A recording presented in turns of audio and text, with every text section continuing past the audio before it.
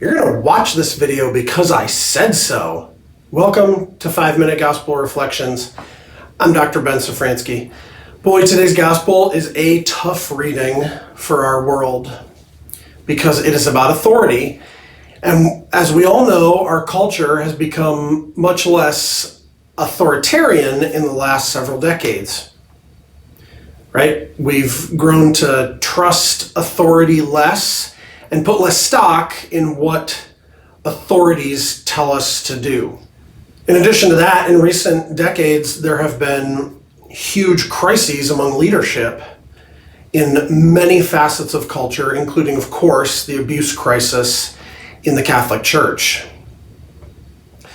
So this passage is another one in the book of the more things change, the more they stay the same. Even Jesus, over 2,000 years ago, knew that there were hypocritical religious leaders, and he knew that there always would be. This was put in the scriptures for us to see. Now, I think the hardest thing about this passage for us to accept is the part about how we should actually do what those in authority say. We know because we see with our own eyes that authority figures are fallible. Right? But this is one of those both and situations where Christ calls us to acknowledge two things and not to discard one of them if we don't like it. First, he calls us to acknowledge that our leaders are human and will not always be good examples. But second, he calls us to acknowledge that they still have legitimate authority over us.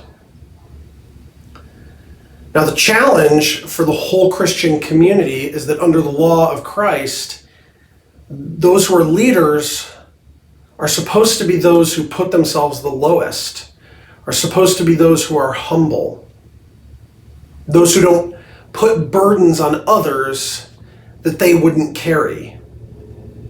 And we can think of hypocrisy in leadership that way. Jesus says that they pile up great burdens to place on men's backs, but they wouldn't lift a finger to help carry the burden themselves. So think of, for example, a business leader who preaches saving money, who preaches reducing salaries for workers so that the company can save money, but takes a gigantic bloated salary and lives in utter luxury himself. Right? He's piling up burdens to put on others, but won't carry the burden himself. It's this need for humility and leadership that has led Pope Francis to say to priests that as shepherds, they should smell like their sheep. Wherever the sheep are, the priests should be there too. They shouldn't live lives apart from everyday people. When I was in college, I lived in the Diocese of Charlotte, North Carolina, and I had the amazing fortune of being there when the new Bishop of Charlotte, Bishop Peter Jugas, was ordained.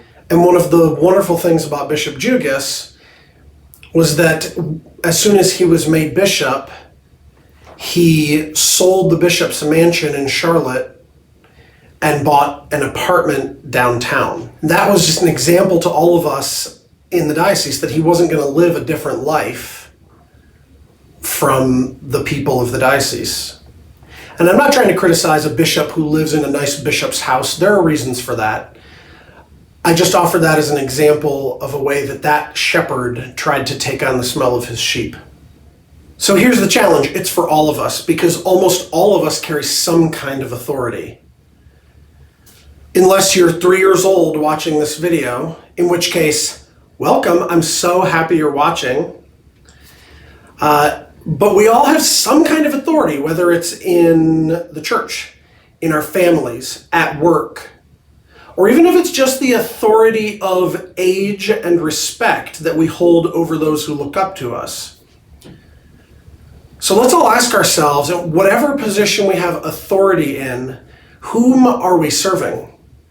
Do we carry the burdens or do we pile them up for others to carry? And probably most importantly, can others look at us and say, do what they preach and also what they practice? God bless you, and I will see you tomorrow.